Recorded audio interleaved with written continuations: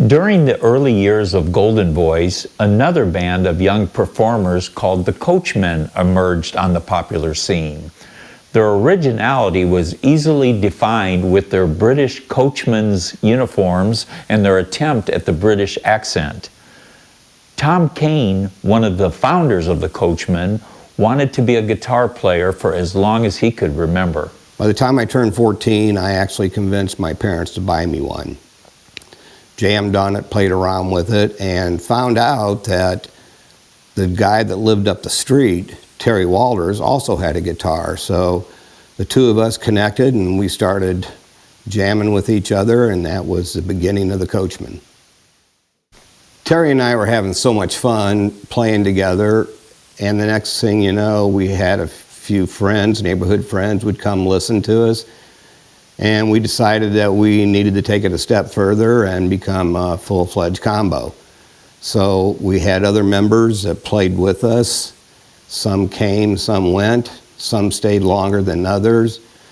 When Tom Kane was only 15, the Coachmen had added John Mayers and Jim Ketchum, and they were still wearing their British outfits when they were given the opportunity to be one of the opening acts for the Dave Clark Five when they appeared in June of 1966 at Skaters Junction in Peru, Illinois. This launch into local stardom may have been the selling point for Dan Fogelberg's eagerness to become a part of the popular teen group, the Coachmen. The final band became John Asher on keyboards, Robin Sleeth on drums, Terry Walters, of course, on bass, Dan Fogelberg, lead singer, and myself on lead guitar. It was this five-piece band that was often referred to as the New Coachmen that recorded at Golden Voice in 1967 the Midwest hit 45, Don't Want to Lose Her, and Maybe Time Will Let Me Forget. The one event that had the largest impact on us is when we got the call to go to Golden Voice Studios and record a record. Hank Skinner was the manager at the time, and he knew there was exceptional talent in this group. He had experienced before how much of an impact a local record could make on the popularity of a band. So he made the decision to get things started. Bear in mind, we're all just a bunch of teenagers, high school kids, and we were awestruck with the idea of doing this.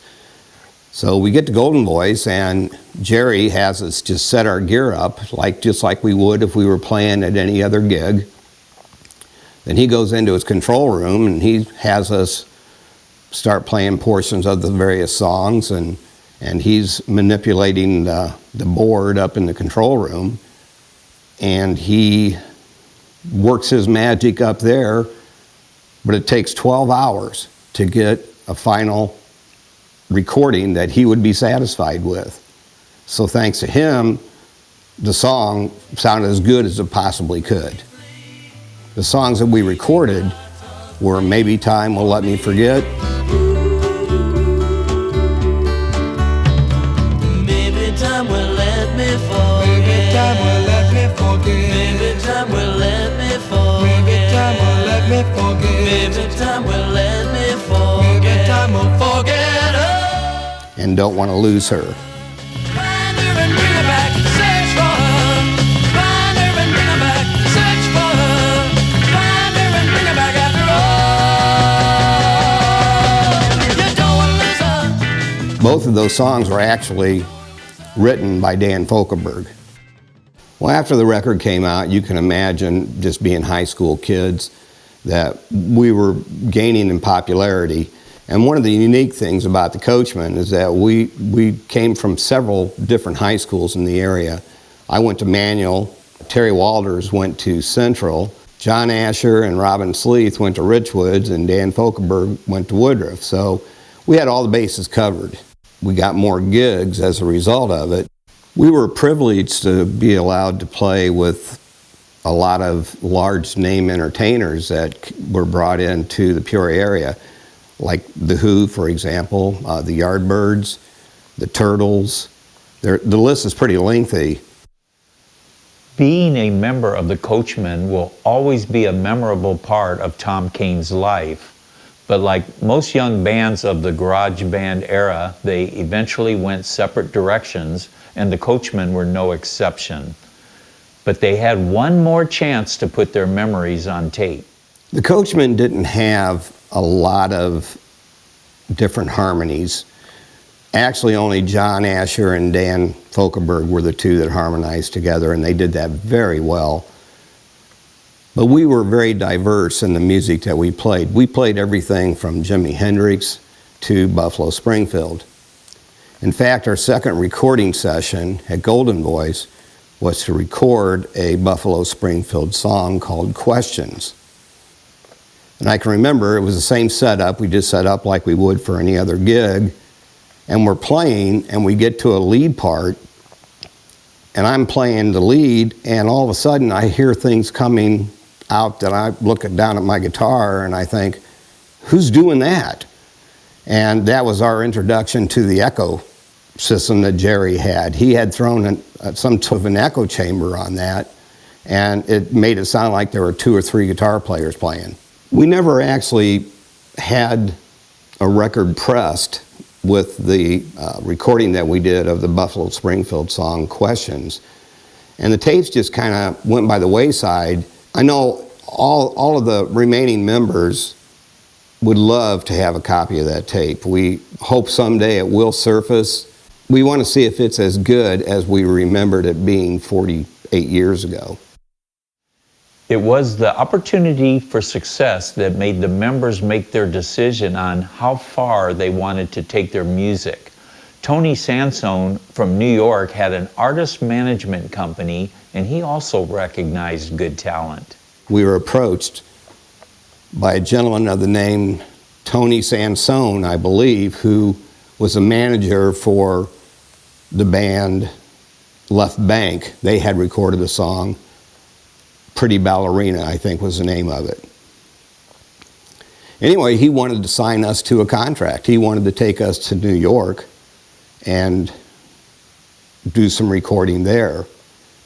We, all of us, with the exception of Dan, wanted to jump at the chance, but Dan was the one that was hesitant.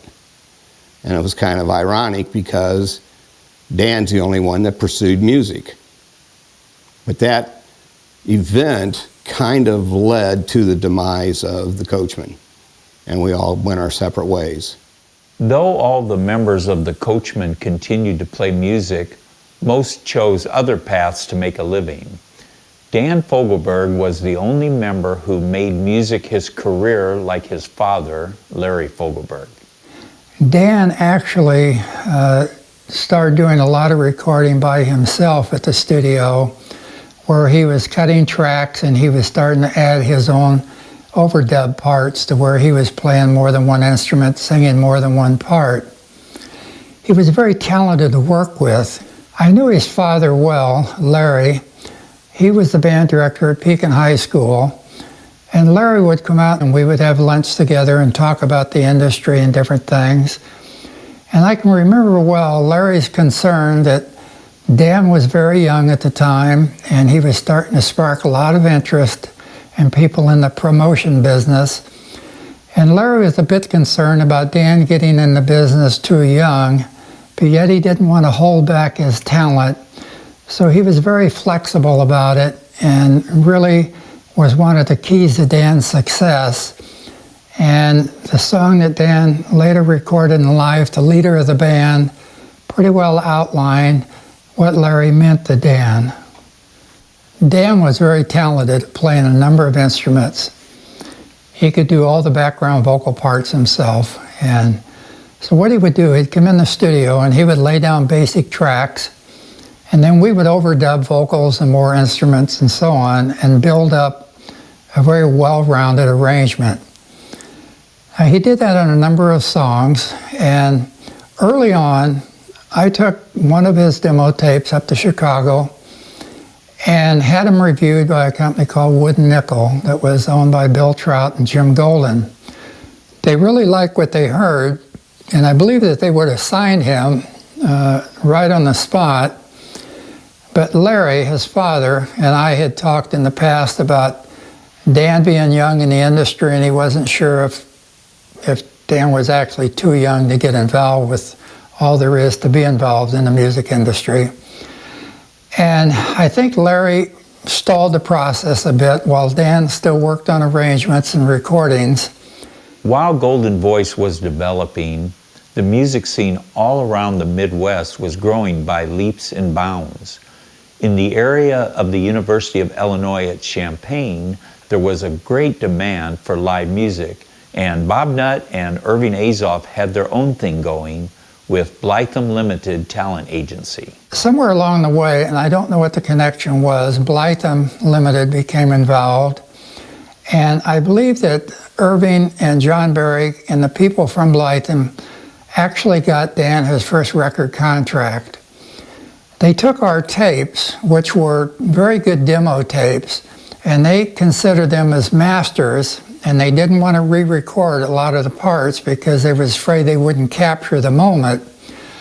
So they took our tapes and added a process called sweetening, whereas the producer, and I think maybe Joe Walsh was the producer on at least one or more of the records, and they would add more instruments, more vocals, and so on, until they made a well-rounded recording. And that's how Captured Angels and Souvenirs came about. Blytham saw the value of the studio in the cornfield, and Jerry also recognized the value of what Blytham had to offer with their large pool of music talent. The growth of Golden Voice depended on more than talent from the local area, so he paid a visit to Bob Nutt and Irving Azoff that worked successfully for both of them. I believe Blytham was founded originally by Bob Nutt, and Irving Azoff became his assistant. And they worked hand in hand to build the company. And they had a great talent pool at the University of Illinois. They produced a lot of bands and booked and managed groups such as the Finchley Boys, the Guild, the One-Eyed Jacks. Michael McDonald was involved with the company. And since we were new in the recording business, we didn't have a lot of income or a lot of business at the time. So I came up with a plan, went down and talked to Irving and Bob one day, and I said, I know you have a lot of bands and a lot of talent you'd like to promote. I have a recording studio. Why don't we get together? And my plan was this. I told them that for each band that they sent up that paid me for studio time to record them, I would credit Blytham a number of hours that they could use the studio free of charge in the future. That became a very good arrangement. They liked that. They sent me a lot of business. They accumulated a lot of credit hours, and we had a tremendous association together from that effort.